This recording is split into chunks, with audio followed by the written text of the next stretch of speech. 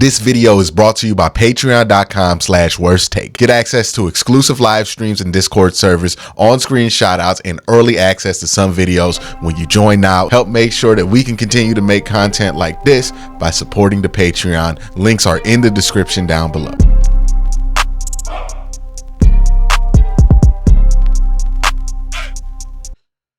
Good news and bad news for the Cleveland Browns.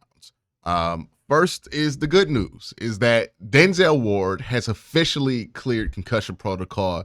He enters Sunday's game versus the Chargers with no injury status, which means he's going to play. He's probably going to be on his normal snap count. Again, I touched on this in my last video if you haven't seen it, but the Denzel Ward thing, the concussion stuff with him, I feel like we're getting signs that we got to look at it a little bit differently than just counting the number of times he's been in concussion protocol or had a concussion diagnosed, because the way he goes through protocol does not track with the same way. Like, I feel like he's just being cautious more often than not. And maybe we're making a bigger deal out of these concussions than what internally with the information that they have, that they're taking. Because again, the reaction whenever Denzel Ward has a concussion from us, who just go based on normal reactions to a player having a concussion, is pretty severe, right? We're like, oh my God, he's gonna have to retire. This ex-player here had to retire after all of these concussions. But every time Denzel Ward gets one of these concussions, the reaction from inside the building is like, no big deal. There's clearly a disconnect between the information that we have from the outside looking in, and we're judging this based on like normal concussion situations, and the information that Denzel Ward and his medical team has and the Browns have. Because they're not treating this like it's Tua. They're not treating this like anything that we're used to seeing. And then he continues to clear protocol quicker than like any other player. I think there is a possibility, and this is just my guess. I'm just speculating here. I'm not saying this based on any reported information. My guess is when it comes to Denzel Ward and concussion protocol, he plays it safer than not. Now, I don't know how they ultimately diagnose a concussion. From the last I checked, and from what concussion protocol usually is, I believe it's a self-report situation where you do a test and the results of that test dictate if you have a concussion or not. It is well known that you can manipulate that test if you don't want a concussion to show up. If you are well aware of it, you can manipulate it if you do want a concussion to show up. And some players might choose to play it more safe because that's their head, right? And they'll be okay with entering concussion protocol a bit more frequently. And doing that, right? Because remember this summer, when he had the concussion, he was out in the sun. Like, something doesn't track from like normal how you take care of a concussion if you really feel like you have a concussion versus like if you're just being cautious about it. I feel like Denzel Ward is being more cautious about it. So while he has been in concussion protocol X amount of times and been diagnosed with the concussion protocol based on the results of a test, I don't know if that guarantees that he's actually had that amount of concussions. I think you got to go back and look and see how many games he's missed via concussion to really get a decent number on how many concussions he's actually had. And he probably has had enough to where he should play it safe, and the team plays it safe with him. And I think that's what this is about. They're just playing it safe. That's my guess. Because again, he gets out of concussion protocol fast, like super fast.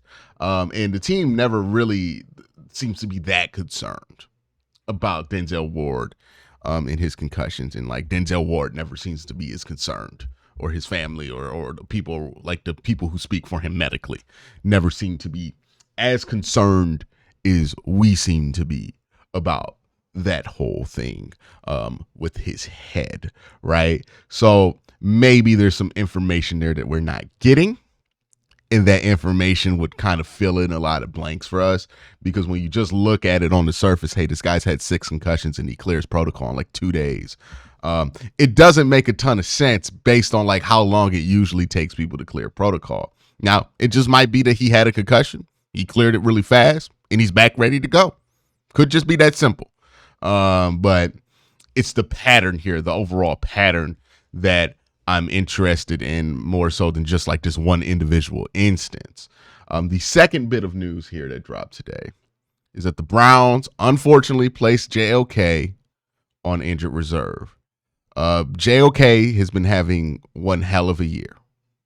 I think he's been one of the best linebackers in all of football. Now he's on injured reserve. They listed him on injured reserve for neck injuries. So that's unfortunate.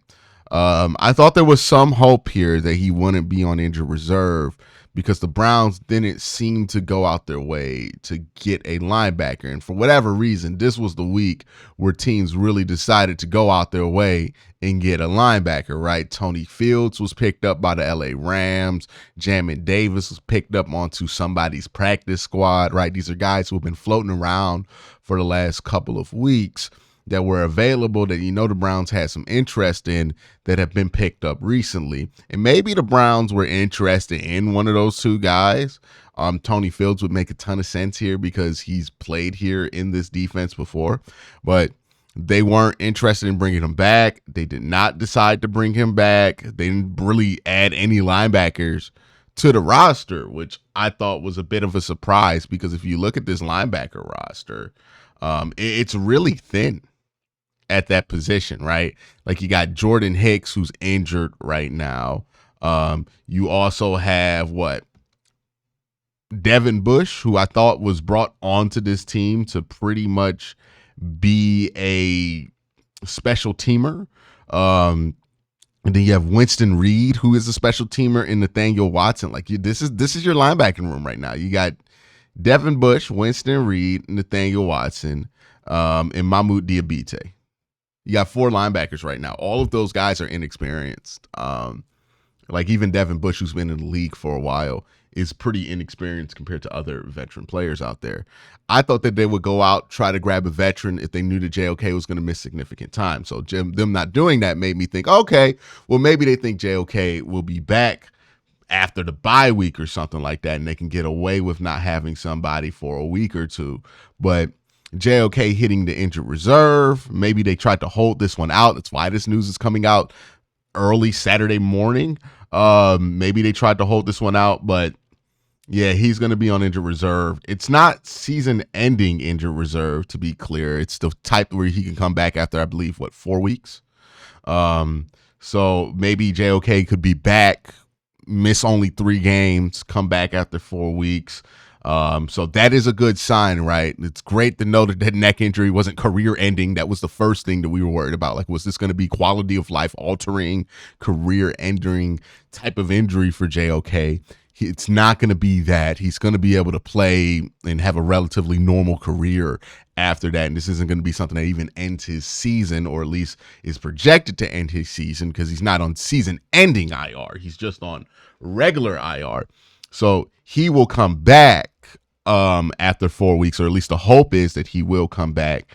And this one hurts the Browns, right? Because this linebacker room was anchored by 2 players, and both those players aren't playing, right? It was anchored by Jordan Hicks, and it's anchored by JOK. Those were the 2 guys you were depending on to hold it down at the linebacker position. Well, Jordan Hicks ain't played in 3 weeks, and he's not going to play this week versus the Chargers. And JOK, it will not play for the next 4 weeks. Now, hopefully after the bye week, you get Jordan Hicks back, and maybe that's why the Browns didn't go out their way to sign anybody, because they feel good about some of their other options there. But if I were the Browns, I wouldn't want to rely on Jordan Hicks being the only veteran linebacker. I see no reason why they shouldn't be considering going out and getting a veteran linebacker, or maybe even making a move for a veteran linebacker in the trade during the trade deadline. Like, I think that'd be worth a 6th or 7th round pick. Not saying you got to get a world beater, right? You don't got to get one of the best linebackers in football. I'm not saying you go out there and try to trade for Fred Warner or something like that.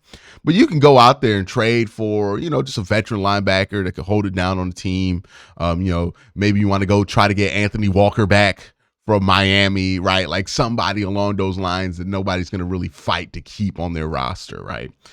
Maybe not Anthony Walker. That's just a suggestion, but Anthony Walker's been injured a ton, right? So you can identify somebody that you can get for a 6th round pick. And I would be interested to see what the Browns do during the bye week. It's also, I think, the last week before the trade deadline is their bye week. So I think they're going to make a move there, linebacker, right? I think you got to, because even when JOK was out there, even when Jordan Hicks was out there, you were still running pretty thin at linebacker.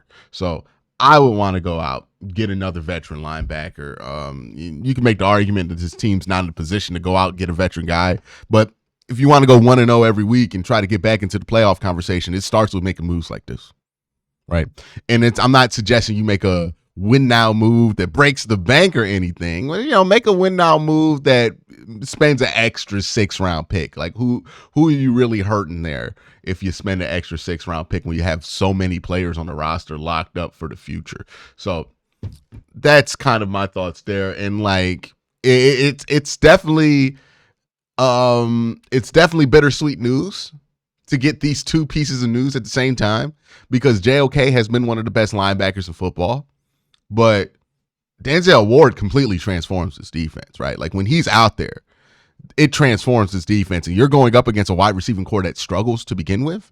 And then you add having Denzel Ward out there on top of all these other guys. If the Browns can figure it out in the interior with the linebackers this week to stop the run, really feel good about their chances to get the Chargers off the field consistently.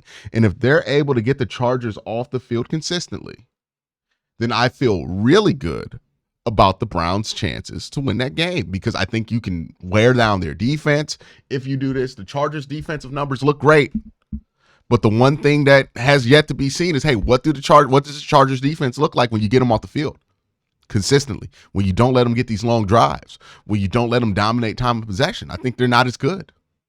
So that's kind of my thoughts going into this game, knowing those two bits of pieces of news.